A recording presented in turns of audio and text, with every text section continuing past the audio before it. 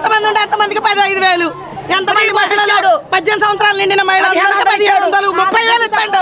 30 15 ఆయన అన్నాడు కదా, 30 ఇస్తాడు. ఇంకో 15 మహిళల మీద చాలిపడి ఎందుకు సిగ్గుపడుతున్నావు అంటున్నా.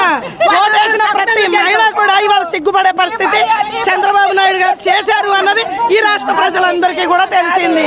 ఇప్పుడు రా నీకు 15, నీకు 15, నీకు 15, నీకు 18 సంవత్సరాలు మా నిండిన మహిళలకు 1500 ఉచిత గ్యాసులు. ఇప్పటికిప్పుడు ఎలక్షన్ పెట్టమను, ఇప్పటికిప్పుడు ఎలక్షన్ పెట్టమను. ఇవన్నీ కాదు, ఇప్పటికిప్పుడు ఎలక్షన్ పెట్టమను. నరేంద్ర మోడీ ఇవన్నీ వద్దు, ఎవరితో లేకుండా ఇప్పటికిప్పుడు ఎలక్షన్ పెట్టి రమ్మను. బరాబర్ ఇప్పటికిప్పుడు ఎలక్షన్ పెట్టి రమ్మను. అంటే వైసీపీ మీద వ్యతిరేకత వల్లే కూటమి ప్రభుత్వానికి పట్టం కట్టారు. ఎవడు పట్టం కట్టలా, మేము బియ్యం టచ్ చేసి ముందలుగానే మన ఏమైనా చేయాల్సింది చేసామని ఢిల్లీ ముందలుగానే పోవటం కాదు. అందరూ కూడా జగన్ అయ్యా అన్ని రాపించుకొచ్చుకోండి, ముందలుగానే పోవటం కాదు. ఇక్కడ చేయాల్సినంత మేము చేసాము, మాదే ఉంది అని దొంగ దెబ్బ తీయటం కాదు. ఎదరబడాలి ఏదైనా. దొంగ దెబ్బ ఎవడంత పిల్లడికి ఇచ్చి పడవలంటే పడుతాడు.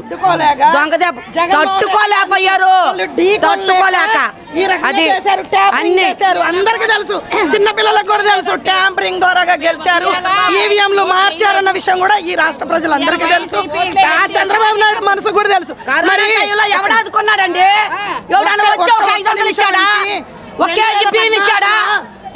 కరోనా టైంలో 3 సంవత్సరాలు కరోనాకి రికార్డు సృష్టించాడు. అది గొప్పతనం.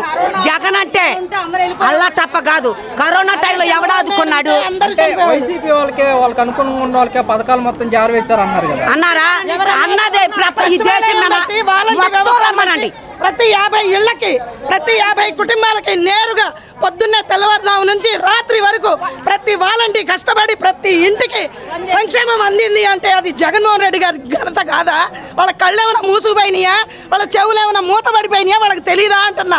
ఇవాళ అదే జగన్మోహన్ రెడ్డి గారి లాగా మీరు పాలన చేయండి, మీరు చేయండి. అదే మీరు ఏదైతే వాగ్దానం ఇచ్చారో అదే వాగ్దానం లాగా మీరు హామీలు ఇవ్వండి. మీరు 2014లో ఎలక్షన్ అప్పుడు ఈవీఎంలు తప్పు అన్నారు. మరి మేమందరం ప్రశ్నిస్తా ఉన్నాం, అవి కరెక్టే అని మీరు ఎందుకు చెప్పలేకపోతున్నారు చంద్రబాబు నాయుడు గారు అని మేము అడుగుతా ఉన్నాం. ఇవాళ ఈ కృష్ణా జిల్లా, ఇవాళ మన ఏపీలో 13 జిల్లాల మహిళలందరం కూడా మేము డిమాండ్ చేస్తా ఉన్నాం, నువ్వు బయటికి రా, నువ్వు మొన్నెందుకు నోరిప్పలేదని అడుగుతా ఉన్నాం. ఇది కరెక్ట్ కాదు. నీ ఆత్మసాక్షిని అడుగు. ఏం అబద్ధం చెప్పావు, ఏం మోసాలు చెప్పావు, ఎన్ని అబద్ధాలు హామీలు ఇచ్చావో నువ్వు ఒక్కసారి ఆలోచించుకొని. ఇచ్చిన హామీలు నెరవేర్చడానికి ఖజానా చూస్తే ఖాళీగా ఉంది. జగన్మోహన్ రెడ్డి మొత్తం ఖజానా ఖాళీ చేసి వెళ్ళిపోయాడు. ఎక్కడ కోసం అమలు చేయలేకపోతున్నాం. ఎక్కడ చేశారు? మీరు చేశారు 2014లో. 2014 నుంచి 19 వరకు ఖజానా ఖాళీ చేసి మా జగన్మోహన్ రెడ్డి గారికి ఇస్తే, అయినా సరే అంత కష్టాల్లో ఉన్నా కూడా ప్రతి మహిళకు చెప్పిన హామీ చెప్పినట్టు కూచా తప్పకుండా నెరవేర్చిన, చెప్పినవి కాకుండా చెప్పని కూడా నెరవేర్చిన వ్యక్తి ఎవరైనా ఉన్నారు అంటే అది ఒక జగన్మోహన్ రెడ్డి గారికే సాధ్యమైంది. జగన్మోహన్ రెడ్డి గారే నెరవేర్చుకున్నారన్నది కూడా ఈ సభాముఖంగా నేను తెలియజేస్తా ఉన్నాను. మేము డిమాండ్ కూడా చేస్తా ఉన్నాం చంద్రబాబు నాయుడు గారికి. ఇప్పుడు మీరు ఇప్పుడు ఎలక్షన్లు పెట్టి అన్యాయం చేశాడో న్యాయం చేశాడో ఇప్పుడే తెలిపోద్ది. ఒక వారంలో ఇవన్నీ వద్దు. ఈ రెడ్ బుక్ పరిపాలన వద్దు, వాడిని నేను ఎలక్షన్లో జైల్లో పెట్టవద్దు, ఇవన్నీ ఏమీ వద్దు. మీరు గుర్తుకోవడానికి మీ సొమ్ము ఆయన తినలా, ఆయన సొమ్ము మీరు తినలా, ప్రజల సొమ్ము తినడానికి వచ్చారేమో. వింటున్నావా? ప్రజల సొమ్ము కోసం మీరు గుద్దులాటుకోవటం ఎందుకు? ప్రజల సొమ్ము కోసం మీరు గుద్దులాడుకోవద్దు. ఇప్పుడు ఎలక్షన్ పెట్టండి, పెట్టి ఎవరిది న్యాయం అనుకుంటే వాడితే వస్తుంది. అది ఒక్కలుగా సింగల్గా వచ్చి ఒక్కళ్ళు పెట్టండి, గుంపుగా రావద్దు. ఒక్కళ్ళు సింగల్గా వచ్చి ఎలక్షన్ పెట్టండి. అది 3 పార్టీలు కలిసి రాష్ట్రం అభివృద్ధి చెందింది. అందుకోసం రాష్ట్రం అభివృద్ధి చెందడం కాదు, రాష్ట్రం పాడి కట్టుకొని వెళ్తుంది అన్నమాట. పాడలు మోసుకొని వెళ్తారు, అభివృద్ధి చెందదు.